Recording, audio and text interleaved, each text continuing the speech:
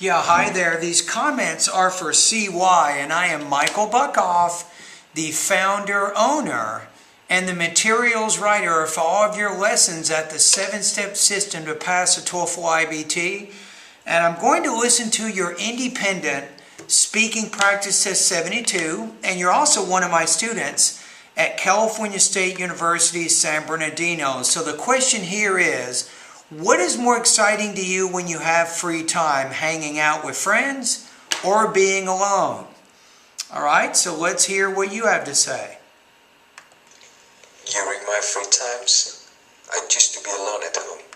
Now you want to say there, during my free time. You're using time there, I think, as an uncount noun, which means you don't want to put S on it. And then you're also having some problems with the word use. I used to. Kind of with a Y. I used to. But not because I'm an introvert person. I am an extrovert person, actually. You want to say not because I'm an introvert type of a person, but an extrovert type of a person. Actually, back when I was in my home. And good vocabulary, by the way. Hometown, I used to hang out with my friends. Get along with them. Go see a movie, eat at the restaurant. You want to say, we used to go see movies and things. Now here's the thing though, you don't really have a topic statement in the beginning. You're not connecting the body of the speech back to any purpose. So you need a little bit better organization. Go to the beach, and I really enjoyed that. But the situation is different right now. I just live in the United States, and I don't speak the language very well. And I don't really know anybody here. So during my free times, I just spend times watching movie at home, watching Netflix. So this part of it, though, is not really focusing around the question. You started off saying you like hanging out with your friends, and you explained what you like to do when you hang out with your friends. Talking about being here, not being in your country, that's probably a topic for another speech, but it's not directly relevant to what you're trying to say unless you want to argue that you enjoy being alone more. If you want to make that argument, but it doesn't sound like you're making the argument right here. During my free times, I just spend times watching movie at home. So watching movies at home or watching a movie at home, so be careful. You're having some problems with nouns. Sometimes you put S on the ends of your uncapped nouns, which you don't want to do, but sometimes you don't put S's when you need them on your plural nouns. So you haven't exactly figured out, it's called count and uncount nouns, whether or not you need to use S. You can Google, or you can go to your grammar book and find out more about count and uncount nouns and whether or not you want to have singular or plural forms of those nouns. Watching Netflix, watching television, or since I live very near to Stater Brothers, I go to the Stater Brothers and I rent a movie from the Red Box. But how does this relate? You're not connecting these examples back to either being alone or hanging out with your friends. Remember that if you have a topic in the beginning, your topic controls the details that you use. Your topic here is why you enjoy hanging out with friends or why you enjoy being alone.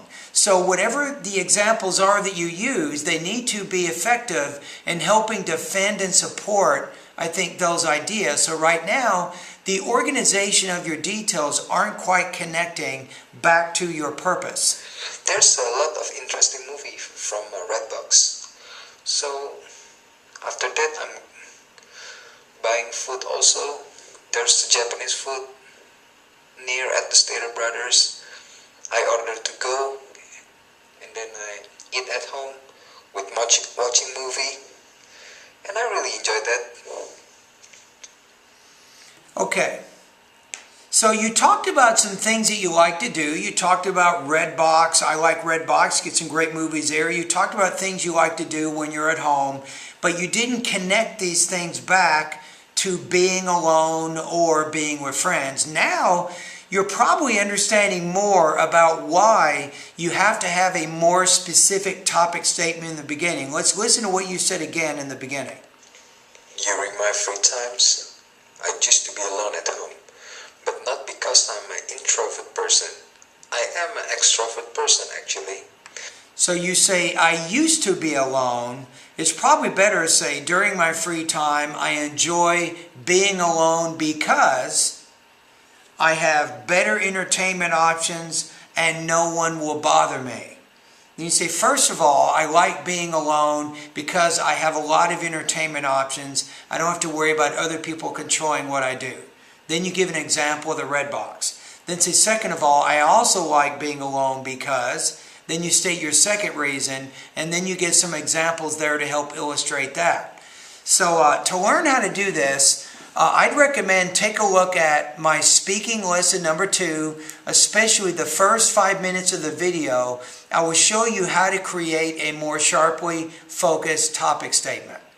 Now, in addition, you should also take a look at my speaking lesson number 7, which will give you some ideas about how you can be more organized. There's two things. You have to have paragraph unity, which you do not have right now, and you also want to use 4 cohesive devices to help connect ideas together. You can use those, I think, more effectively in organizing your ideas.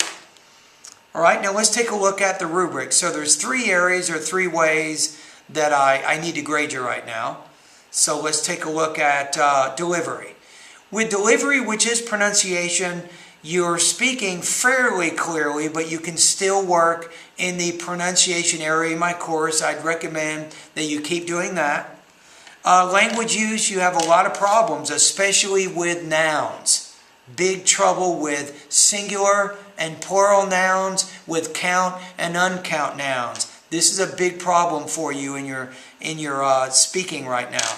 Topic development, you're not organizing your ideas and your details really don't prove the argument that you're trying to make. So you need to have a much more explicit organization.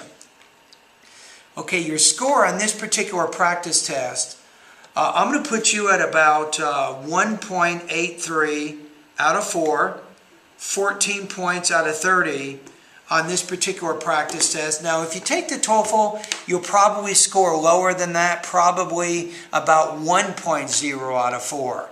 So I'm just trying to be a little bit easier on your grading right now. So anyway, for the purposes of our class, you have 1.83. That's going to put you at 65% on this assignment. Alrighty?